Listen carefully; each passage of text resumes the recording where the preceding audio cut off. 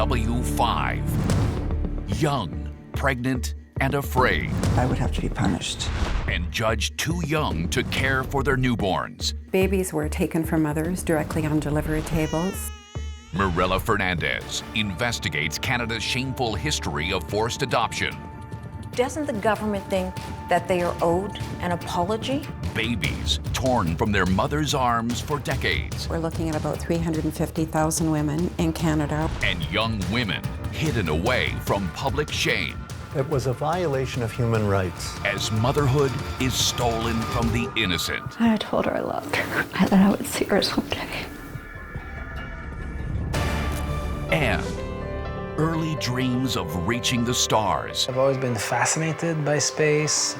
lead to the adventure of a lifetime. I knew it would be fun to fly, but I had no idea it would be this fun. Peter Ackman connects with Canada's man on the International Space Station, Salut David. Welcome on board. studying the physical risks and mental challenges of space, You're very, very far away from the people you love on Earth. learning the importance of earthbound family Of course, we all miss each other.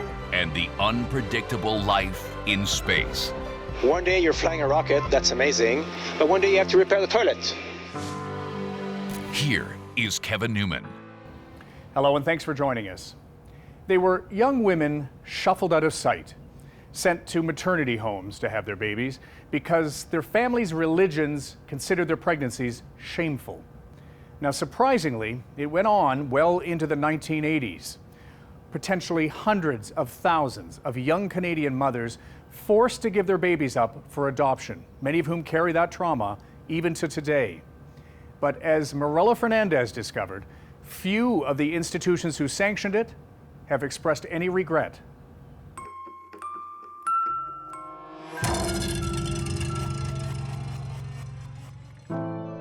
Can you hear me?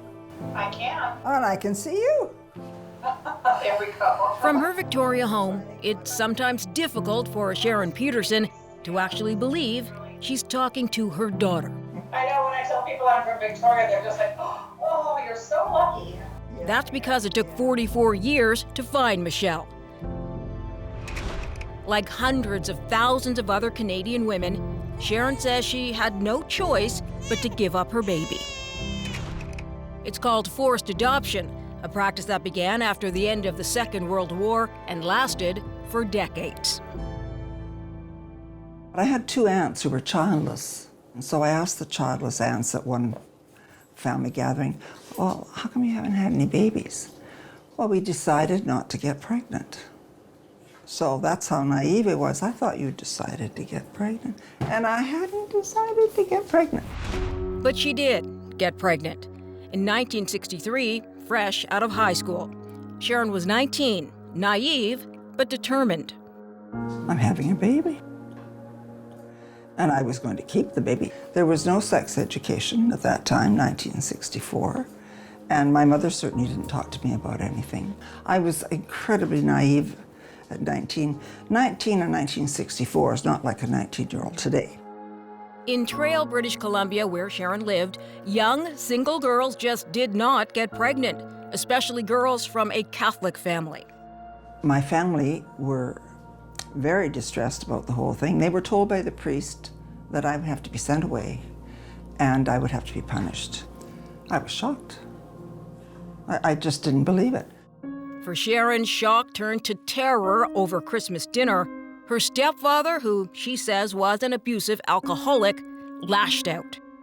My mother and I had been preparing the meal and everything was out on the table, and he had been drinking, and so he just lit into me and quote, there was no goddamn way I was sitting at his Christmas table. And then he kicked me out of the house into the snow, and there was about 4 feet of snow. So I was told to go and never come back. He slammed the door. I walked and walked and walked and walked, and I was kind of shocked and numb.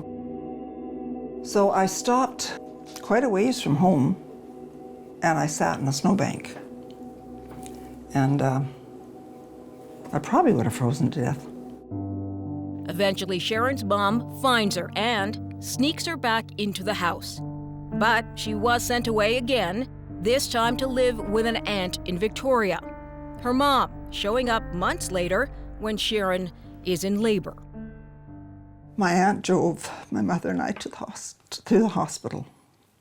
And I asked, first of all, shouldn't I be taking my toothbrush, my stuff with me?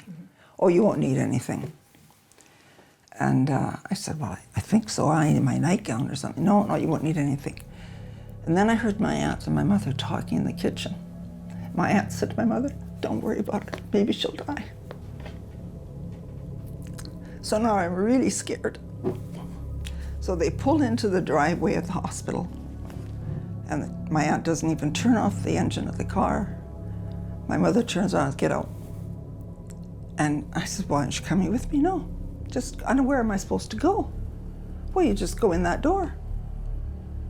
And my aunt laughed, and they sped off. And I can see that car in my eye still. Sharon finally makes her way into the hospital. She's confused and reeling from being dropped off at the curb. She isn't sure what's happening. She just knows she's in pain. I remember I was laying on my left side, and a doctor came in, and he said, I'll give you something for the pain. So I was sedated for the birth. They took my baby from the delivery table. I was kept sedated for 3 days. I woke up, I came out of this, and my wrist was tied to the bed rail with leather straps. Why was I tied to the bed rail? I have no idea. But Sharon is clear on one thing: she needs to see her baby. After repeatedly asking the nurses, she's finally shown a baby. They'd take me down to the nursery, and they would show me a baby. And it's got like red hair, and what do I know? And I thought, oh, that's my baby.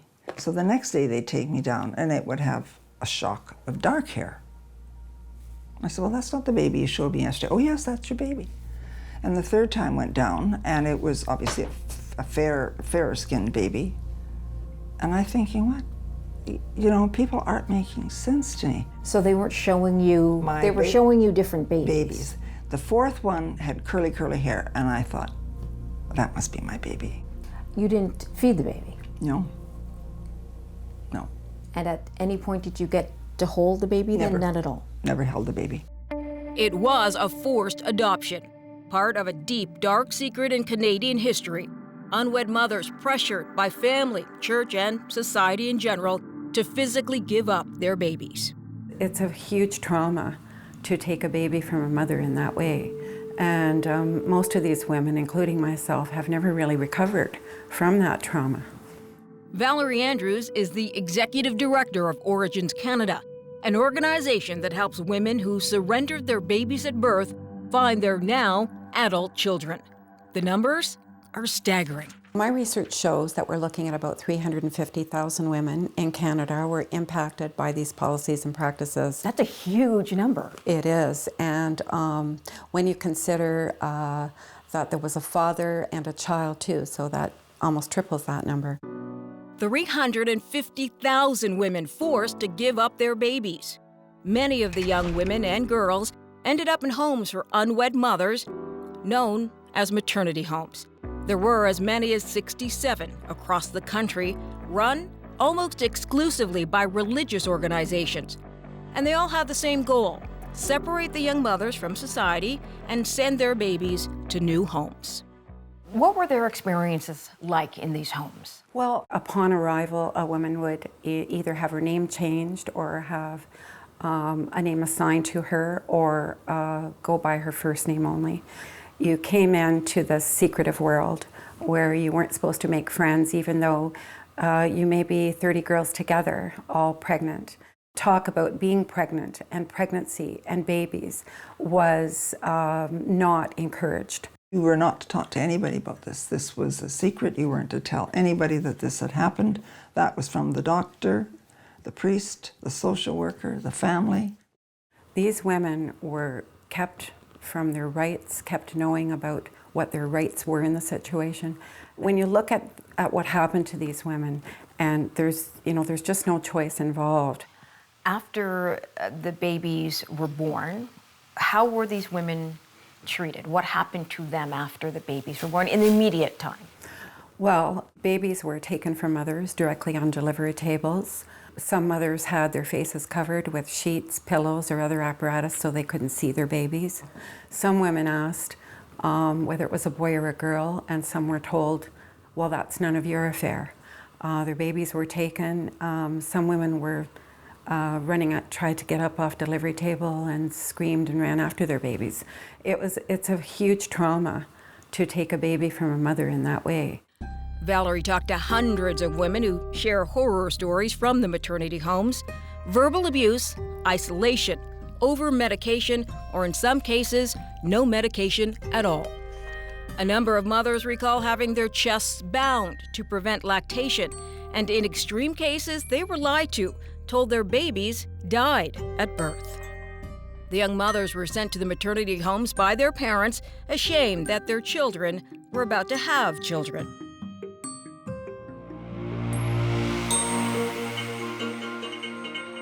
Here in Charlottetown, PEI, what is now the Catholic Family Services Bureau, for decades was known as the St. Gerard's Home for Unwed Mothers.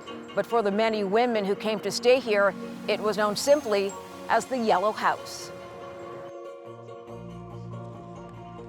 What's it like for you to be here? A bit surreal, a lot of the times, even to drive by. The practice of forced adoption began in the 1940s, but it lasted for decades. Teresa Aylward was brought to the Yellow House in 1982. She was 16. 37 years later, it's still hard for her to even walk by. Give me an idea of some of the feelings, what goes through your mind? A lot of what ifs. A lot of why wasn't more done to help me? Why wasn't there choices? Not long after Teresa gave birth, a home providing assistance for single mothers who kept their babies opened up right across the street. She says she was never told the new facility was about to open. Left with no other option, she signed the adoption papers. She'll never forget her final goodbye. A nurse came in and asked me if I wanted to see my daughter, and I said I didn't know. And she said she would give me some time to think about it, and she'd come back, and I said yes.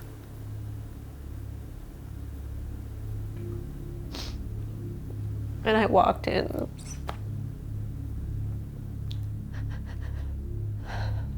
A rocking chair, and I sat there, and she put her in my arms.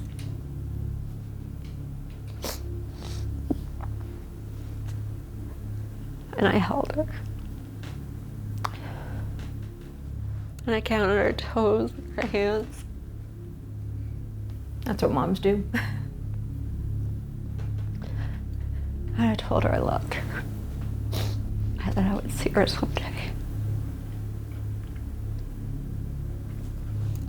And I stayed there with her for quite a while. And then the nurse came and took her. And the next day I left. Terrible treatment is revealed. These people felt they had been humiliated, degraded. As grieving mothers speak out. If we don't tell our story, who will? When W5 continues.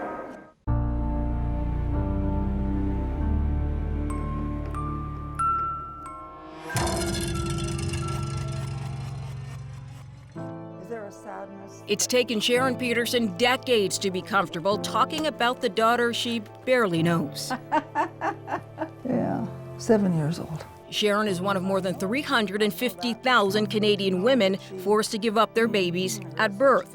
Her daughter was given up for adoption 55 years ago. At 16. Wow, she's a beautiful young woman. Yeah, it was her 16th birthday. I like that one with the mirror here. Given a general anesthetic during labor, Sharon woke up 3 days after giving birth, her arms tied to the bed. She never held her baby. She's not even sure the baby they showed her was hers. On the other side of the country in Prince Edward Island, Charlotte McCauley struggles with the same pain as Sharon. In 1982, Charlotte was in grade 10 when she got pregnant. Her parents were horrified. For them, the only option available was to send her off to a home for unwed mothers. We were Catholic, so that's, you know, we said the rosary every night. We went to church, and it was part of our being, you know. It's the way we lived, yeah. Was that part of the decision as to how your pregnancy was going to be handled? Yeah, right from the get-go. Like, I was going to St. Gerard's Home for Unwed Mothers. For Charlotte, the trauma of being forced to give up her baby was so severe, she's blocked out the entire experience. How do you felt you were treated when you were there? I don't know. I don't. Okay. Fast forward a bit to having the baby. Mm-hmm. Can you tell me a bit about when you knew you were in labor and sort of what went? None of it, eh? No. I don't have a whole lot of memories of the home. Were you given drugs? I don't know. Don't know. We deplore the shameful practices that denied you, the mothers, your fundamental rights and responsibilities to love and care for your children. In 2013, the Australian government officially recognized the issue of forced adoption. In an emotionally charged, nationally televised event, then Prime Minister Julia Gillard issued an apology on behalf of her government. To you, the mothers who were betrayed by a system that gave you no choice and subjected you to manipulation, mistreatment and malpractice, we apologise. Retired Senator Art Eggleton says now it's the Canadian government's turn to do the right thing and apologize to Canadian mothers who were forced into giving up their babies. It is past time to acknowledge the wrongs that have been done and to start moving towards a healing process. Eggleton chaired a Senate committee on forced adoption in post-war Canada. We tried to get an authentic. The committee heard testimony from several mothers who were coerced or forced to give up their babies at birth. You had a chance to hear from some of these women who had some pretty traumatic experiences. What do you remember from what they said to you or what you heard? They were very emotional hearings. These people felt they had been humiliated, degraded, they'd been mistreated, misinformed, if they were informed at all about anything, not informed of their rights, not allowed to see the baby, felt that they were being told that they were sinful and they deserved mistreatment. Was there a moment or a story that stood out for you? Well, I remember one woman saying, well, forget about the baby, go get a puppy. Through testimony, the committee learned more on the scope of the church's involvement in the lives of young single mothers and their families. It was told that almost all the maternity homes in Canada were run by religious organizations. Were religious organizations invited to speak at the hearing? Yes, they were, as were governments as well, but we didn't get much response. In terms of religious organizations, the United Church of Canada came, and they indicated agreement with what our findings were. They were the only religious denomination to come, however.